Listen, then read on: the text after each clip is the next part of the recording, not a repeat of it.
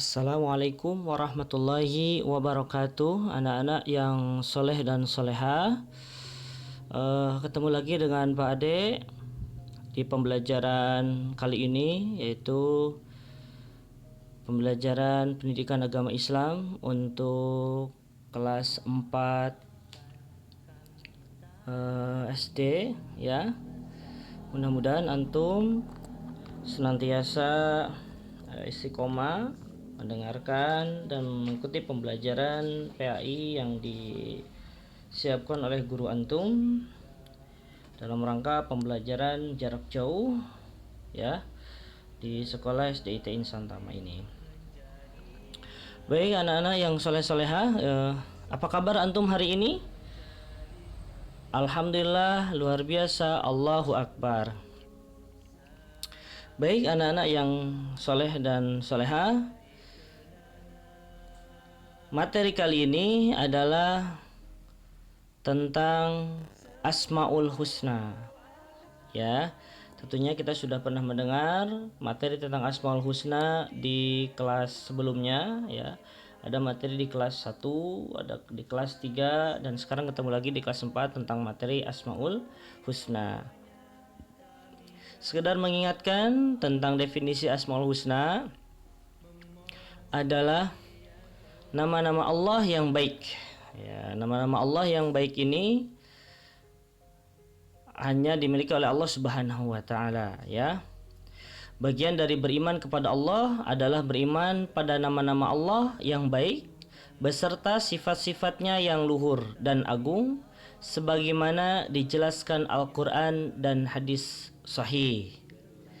Jadi kita beriman kepada Allah Subhanahu wa taala itu harus juga ditampakkan beriman kepada nama-nama yang Allah sendiri sematkan atau Allah sendiri namakan untuk namanya ya. Jumlahnya ada 99.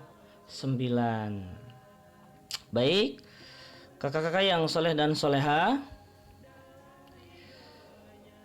Asmaul Husna mempunyai pengaruh luar biasa bagi siapa saja yang membacanya ya. Jadi dia punya pengaruh bagi mereka yang senantiasa membacanya. Kita perhatikan dalam Quran surat Al-A'raf ayat 180, Allah berfirman, A'udzu billahi minasyaitonir rajim. Walillahil asmaul husna fad'uuhu biha.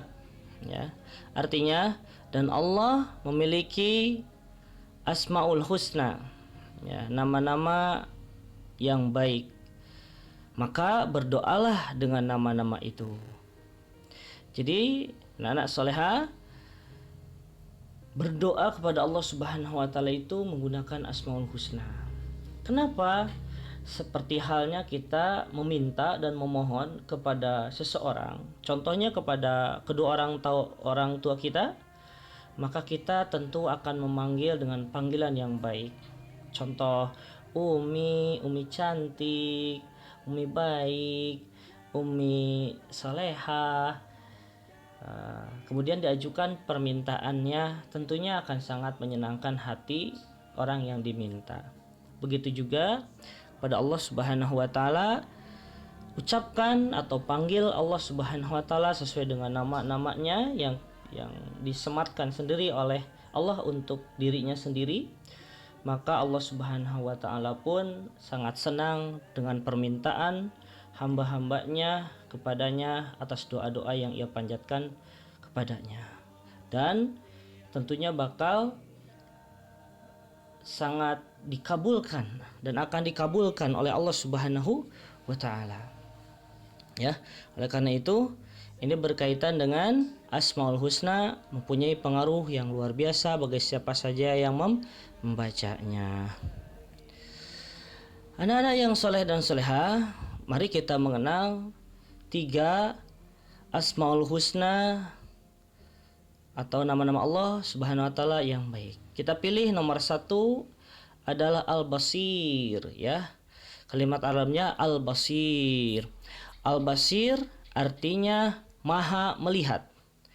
Allah maha melihat segala sesuatu baik yang nampak ataupun tersembunyi, baik yang besar ataupun yang kecil.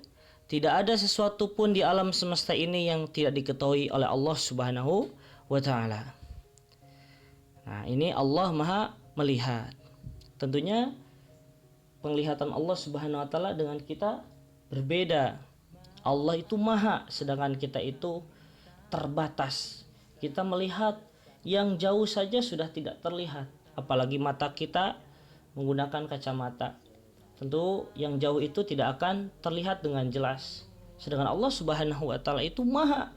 Yang tersembunyi aja Allah melihat, yang tertutupi saja Allah Subhanahu wa Ta'ala melihat, yang tidak dilihat oleh orang lain pun Allah melihatnya.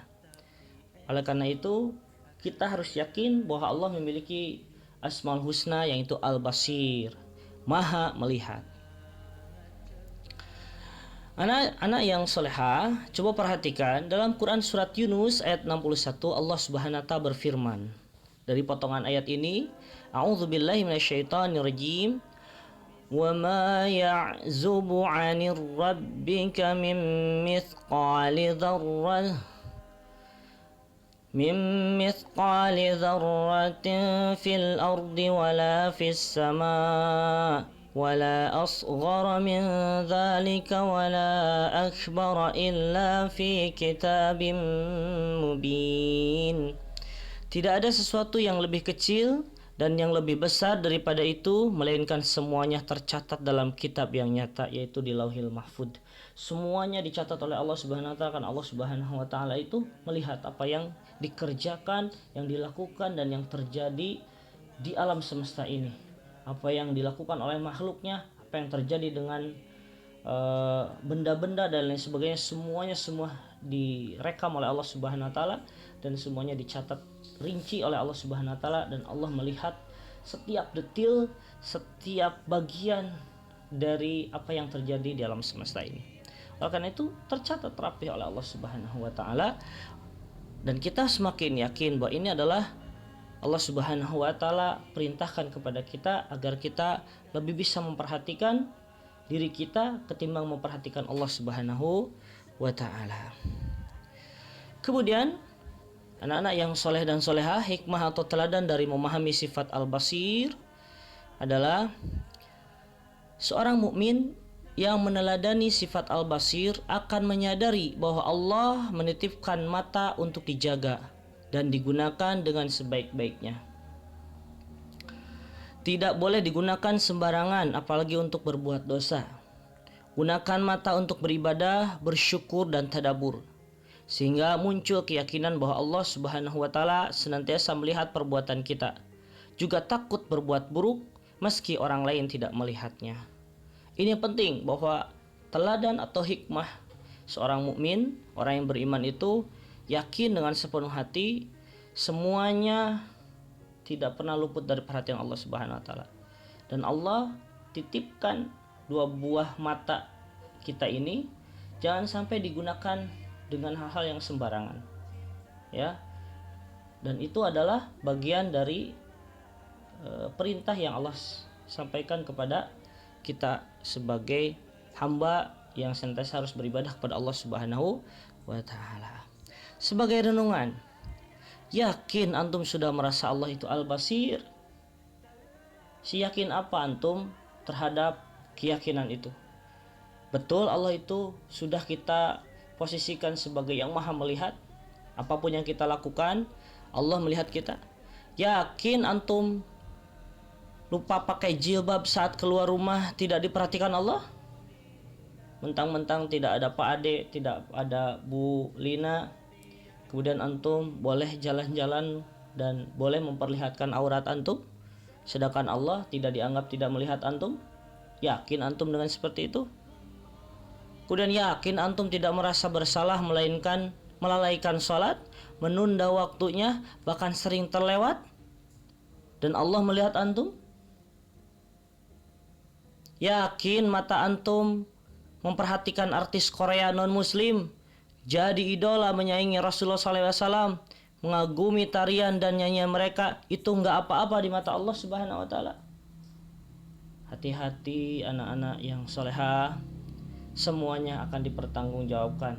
Seperti yang sudah disampaikan, antum menapaki fase di mana antum akan menjadi anak-anak yang baligh, akan menanggung segala perbuatan antum. Maka tabunglah amalan-amalan soleh, jauhi amalan-amalan salah, dan yakinkan dengan seyakin-yakinnya bahwa antum adalah hamba-hamba Allah Subhanahu wa taala yang senantiasa berbuat baik, karena yakin di dalam hati bahwa Allah Subhanahu wa taala itu ada Al-Basir, zat yang maha memperhatikan seluruh makhluknya. Baik, demikian yang bisa Pak Ade sampaikan. Cukup satu saja, nanti insya Allah disambung lagi di kemudian hari. Terima kasih atas perhatian kakak-kakak solehah. Mudah-mudahan antum senantiasa menjadi anak yang solehah ya. Itu saja dari Pak Ade. Assalamualaikum warahmatullahi wabarakatuh.